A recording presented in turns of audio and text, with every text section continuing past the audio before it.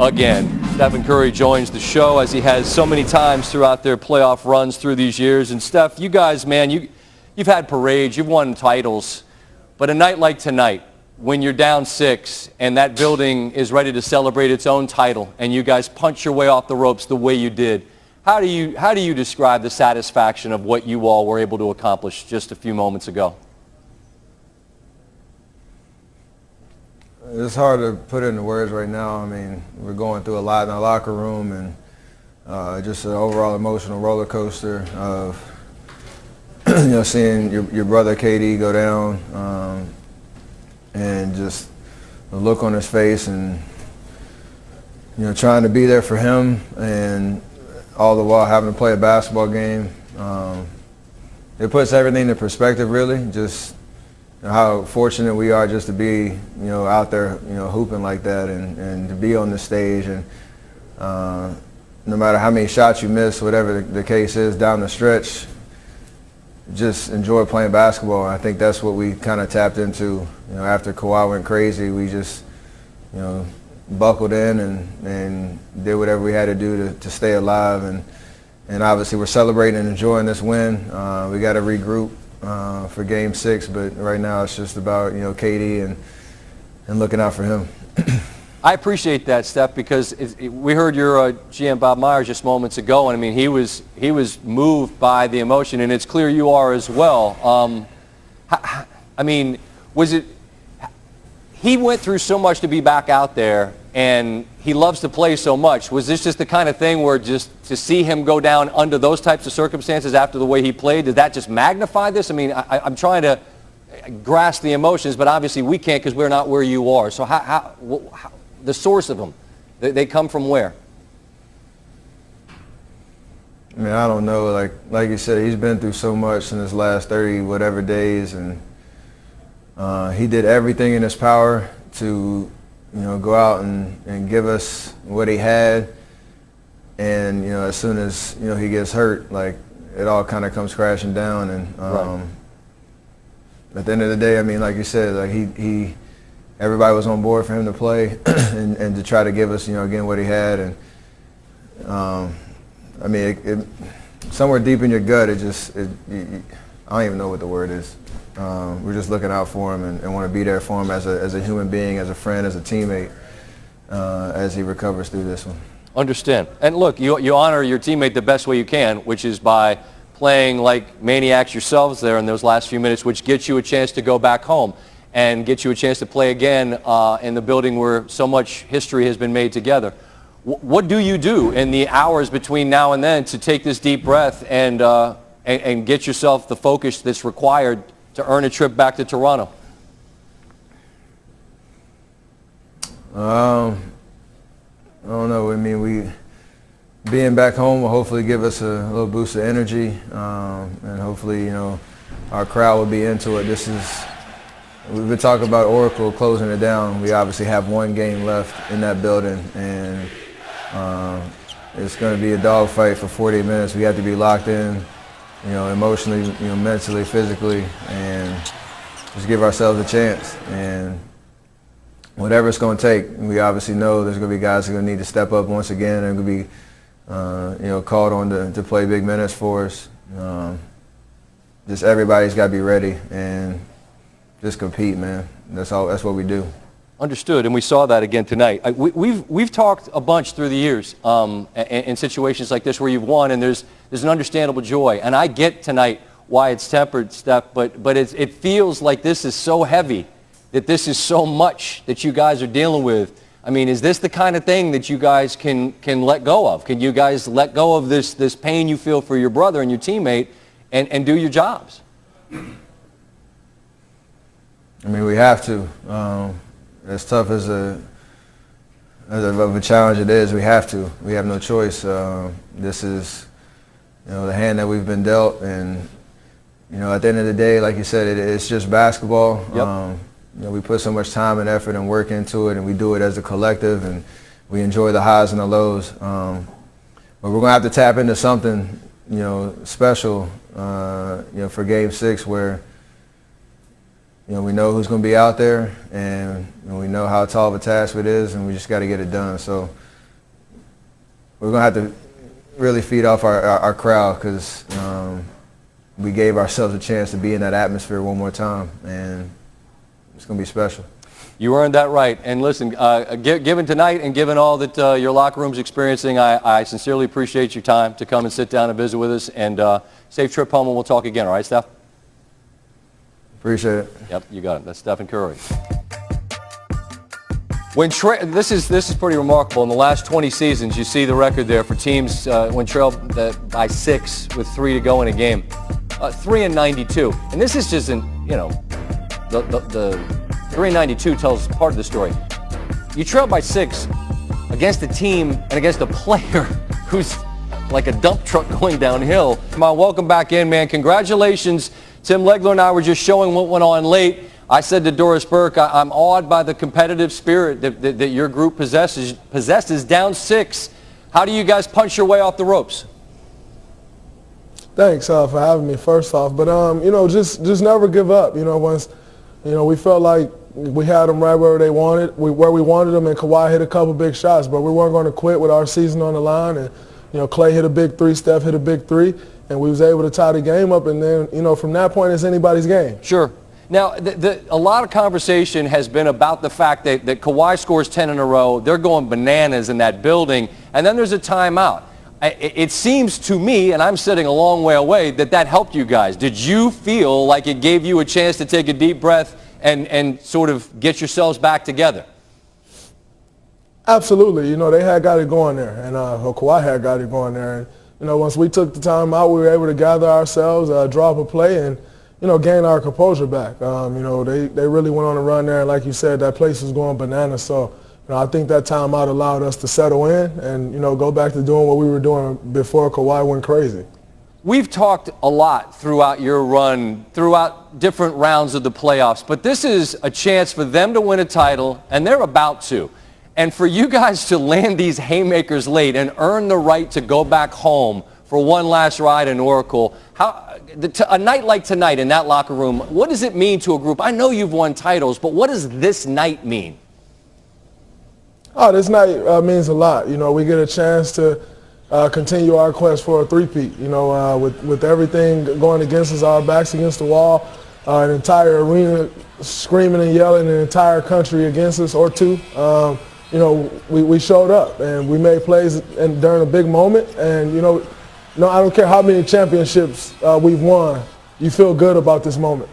And you obviously are able to do it without Kevin, who comes back and looks like Kevin, and then we see him go down, and obviously it's deflating for you all who are his teammates, who've seen what he's gone through to get back out there. What's that moment like when you realize, man, he's tried and it's not gonna work out? Oh man, it's definitely a deflating moment. We just tried to keep our spirits up and rally together, but that's our brother, and he got back out there to battle with us, and so to see him go down, it took the life out of us for sure. But we could just continue to battle and lean on each other, and we was able to come out with the win. But that's much more important than any game, his health. And so we're all praying for him, and we're going to be by his side no matter what the situation is. We're all going to be right by his side there with him. The other day you were talking about what? Win Game 4, win Game 5, win Game 6, and good times coming. Now it was going to require win Game 6 and win Game 7. What do you feel like you all need to do collectively to win that 6th game to give yourself that chance to have a 7th?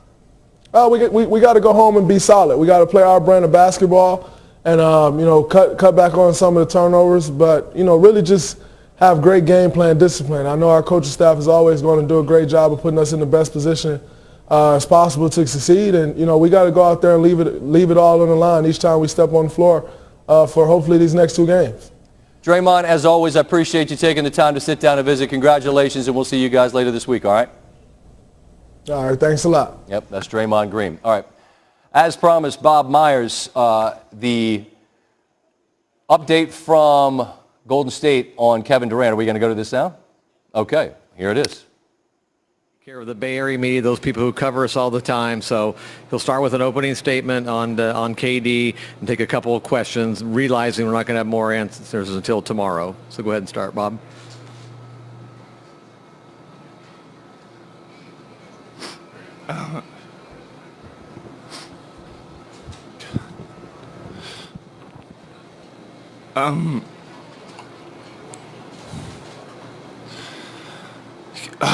Kevin had it's an Achilles injury. I don't know the extent of it. He'll have an MRI tomorrow. Prior to coming back, he went through 4 weeks with our medical team, and it was thorough, and it was experts and multiple MRIs and multiple doctors. And we felt good about the process. He was cleared to play tonight. That was a collaborative decision. I don't believe there's anybody to blame, but I understand this world. And if you have to, you can blame me. I run our basketball operations department. And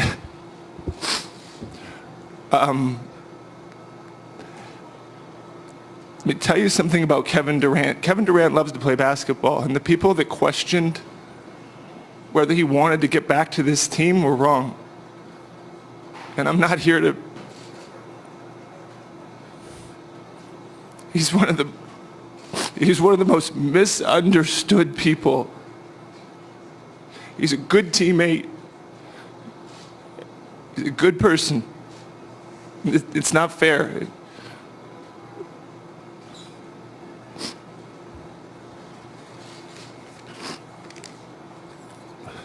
I'm lucky to know him. I don't know, I don't have all the information on what really, the extent of what it all means until we get an MRI. But the people that worked with him and cleared him are good people. They're good people. Mark, first question in the front. Bob, Mark, Medina Bay Area News Group. With all due respect, what's your reasoning to point the finger at you?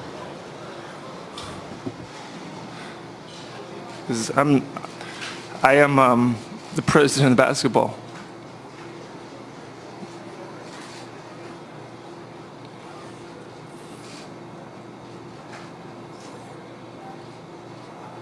If you have to. And I don't think there's anybody to blame, but I get it. That stuff happens. I hope nobody does. I don't think it should land on anybody, but if you feel like you need to.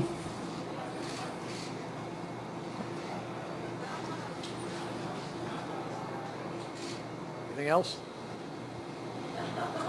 Ann in the middle. So I'm watching this the same as you are, and I'm looking at Tim Legler, and the emotion is it's just so unusual to see, because you're dealing with someone who's dealing with an injury, and he's saying, if you want to blame somebody, blame me. I want to welcome in Brian Windhorst here, and Brian, you've been covering this throughout, and there's been, you know, a bit of secrecy, which I understand, because it doesn't benefit them or anyone else for all of the information to be out. But it's clear that Myers is saying, hey, look, like he'd been cleared, and we couldn't know that this was going to happen. How are you processing what you're hearing from the Warriors GM? Well, Scott, I was in the Warriors locker room area all night again, just like I was last week, and the doctors' faces were ashen when Kevin came back there. You could feel it was almost like it was a mini funeral back there, and he limped out midway through the third quarter. You don't leave a game of this magnitude. This is a guy who's been cheering his team along the whole time. He just wanted to get out of there. You could feel that it was really bad. His agent, Rich Kleiman, was white as a ghost. I mean, you could just feel how bad it was. And, you know, the difficulty on this, and you're talking about blame, you know, I'm not a sports scientist. I bet you could ask 10 sports scientists and you get 10 different answers. They play him 12 of the first 14 minutes. I don't know whether that has an impact on weakening the injury. Right. He had this injury really because he was playing 46 minutes a game, I think, in the Houston series, and it sort of led to this. And so they really rode him hard this year. They didn't have backup wings. They elected to sign DeMarcus Cousins because, they instead of a wing. So you could go all the way down the line and find 15 different places here. At the end of the day, it's just a terrible story. And Scott, I don't mean to take the focus off tonight, but the NBA just changed. The NBA just changed. Next year, there's teams crawling all over themselves to get Durant. There's going to be this pecking order. There's teams making trades to clear salary cap space. The thought was he was going to be available on the market. In addition to this series, the entire NBA just changed tonight. And that's with the presumption that if it's an Achilles injury that would shelf him for a year. I understand that. But I'm looking just the big picture about a guy in Durant. And it was interesting today that the Rucker Park video was making the rounds on social media. And you remember the joy he had in that night. He goes into Rucker, scores 60 some odd. This is a guy who, as Bob said, and it's true, he just loves to play basketball. Like, that's what he does. And so I would imagine to some degree, as great as he is and loving to play as much as he does, and down 3-1, if he can go, he's going to try to go. So I don't know how you protect someone with that competitive spirit and that level of talent who loves to play from playing. And that's not a question, it's just a statement. I'm sorry. He was so into it. I mean, he scores 11 points in 12 minutes. At one point, he took a hard fall and he popped back up. In warm-ups, pregame warm-ups, when he came out here, the fans were paying attention to every single shot that he made. And to sort of send them a message, he threw down a dunk. I mean, he was reveling in his ability to contribute in this game. They got up that huge lead early on. They really feel like getting a win tonight was like a win and a half. Because in the 2-2-1-1-1 format, you go home with momentum and go home with Durant, with Oracle in the last game. He was so fired up to play in this game. And to have that moment happen is why everybody associated, even though this was a championship on the line, it's one of the incredible finishes in recent NBA history, everybody associated with this game feels sick right now because they all know what this means. All of those players know that he must now carry this injury onward. The game is over, but he's going to carry this injury onward. He's going to be the one who has to deal with it. Yeah, and I don't care who you root for, even if you're a Raptors fan. That first quarter was breathtaking. That's what you want to see, the best in the world going toe-to-toe and head-to-head, and they were. And then, to your point, Durant leaves and then leaves the building with the injury, and we'll wait for definitive information on that. Brian, thanks. As always, you've been great on this throughout. We'll talk again, all right? All right, that's Brian Windhorst. All right, as we continue on, we owe you that Nick Nurse sound on what the idea was there late for Lowry. Tim Legler is going to diagram that. Also, Steph Curry.